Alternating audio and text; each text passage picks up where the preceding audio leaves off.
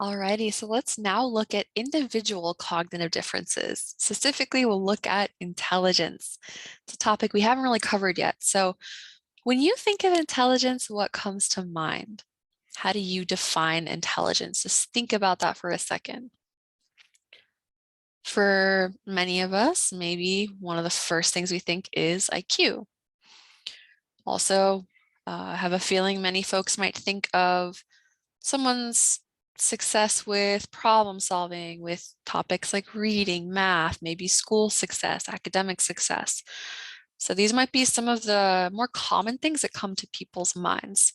And this aligns with, especially with the values of a lot of societies, and intelligence and schooling. A lot of that goes hand in hand. So we're going to talk about general, intelligence tests first, or traditional ones, but we're going to talk about some non-traditional views of intelligence too. So where we will start off is by talking about IQ, or intelligence quotient, excuse me. So again, this might have been something that came to some of our minds first. This is a standardized intelligence test. What it does is it divides a person's mental age by their chronological age, and then multiplies it by 100, and then they receive a score. And the score indicates their overall intelligence. So it's proposed by William Stern. The most common test used today for school-age children is what we call the Wechsler Intelligence Scale for Children, or the WISC. This assesses their general intellectual ability, similar to the IQ, and it also looks at distinct cognitive areas like verbal comprehension or working memory. And similarly, it develops an IQ for the child. So these are some general intelligence tests, and they do reflect the values of especially the schooling systems, right? And how they view intelligence and success, things like reading and math and writing, problem solving, things like that. So this poses the question, is intelligence a general characteristic, or is it a bundle of specific abilities? Let's think about what you think for a second. So some psychologists, they reject the idea of general intelligence. They argue that intelligence is actually composed of several distinct abilities. So let's talk about two major intelligence theories that depict intelligence in terms of specific, distinct abilities. First, we have Gardner's theory of multiple intelligences. So this argues that there are multiple types of intelligence, each of which represent different ways of processing information with our bodies and our minds. So this challenges the general westernized ideas of intelligence that is purely book smarts, analytical smarts. This dives into more specific, non-traditional areas of intelligence. So as we go along, just think about which of these you are strongest in. What do you think? What do you think stands out to you and yourself?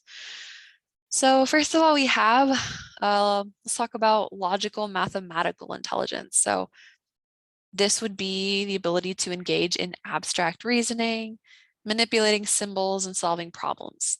Kind of aligns with those westernized views of intelligence, right?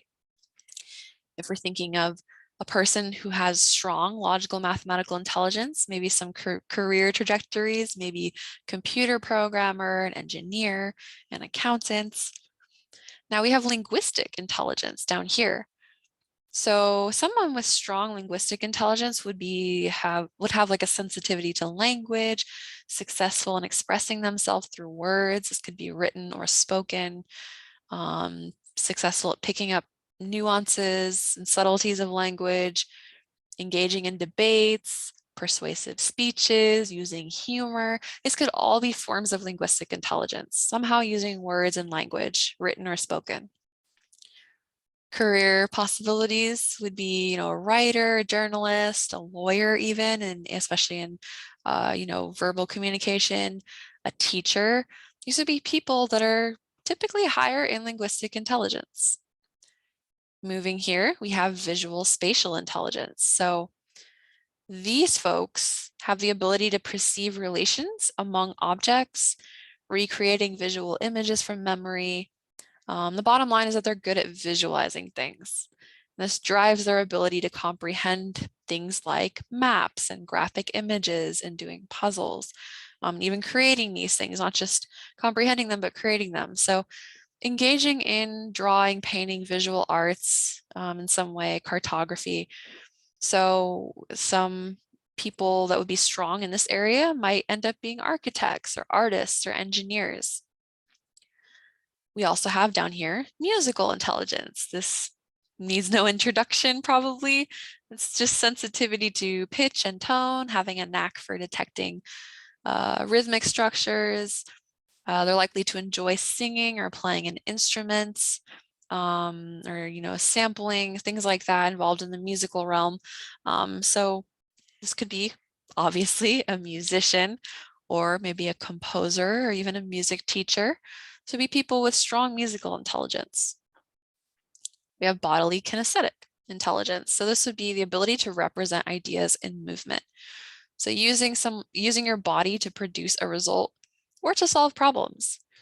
So a person with strong bodily kinesthetic intelligence could be, first thing that comes to mind might be an athlete of some sort, right? Whether it's, sport, like organized sports or dancing, but also we could think of it as an actor. Actors are doing a lot with bodily kinesthetic intelligence, with how they're, doing cues with their faces and their body language. Could be anyone that works with their hands, mechanics, construction workers, excuse me. These would be other folks with strong bodily kinesthetic intelligence.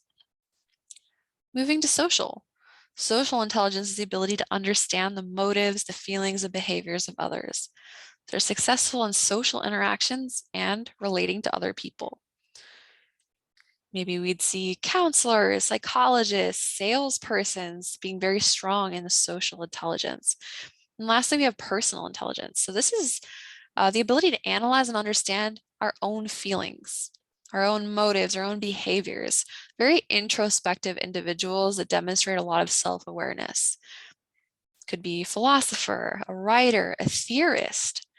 These would be examples of strong personal intelligence. So those are the main intelligences outlined by Gardner. There are some newer ones if you want to look further into this theory, like spiritual, naturalistic intelligence. But for the sake of this class, we're just going over these ones. So the ones that fall in line with traditional ideas of intelligence and make a large appearance in academics are linguistic and logical mathematical, these first two that we covered. But Gardner argued that there's more to intelligence than that. We should value other types of intelligence as well, like all of these. So the idea is that we all possess these intelligences to some extent. So maybe some of us are saying immediately, like, I have no bodily kinesthetic intelligence, or I am, horrible at writing and reading, whatever it is you might be thinking to yourselves as we went along. Gardner says that we all do have all of these intelligences.